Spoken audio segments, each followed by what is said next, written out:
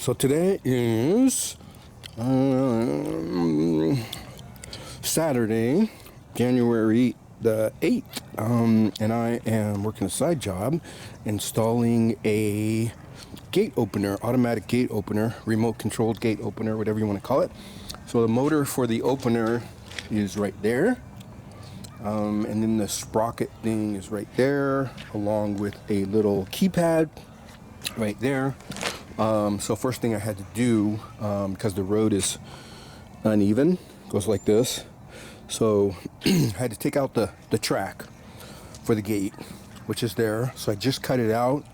And then right now I am cutting a trench to go to the other side. And I'll take out about 3.5 inches of the gravel here once I get past the asphalt.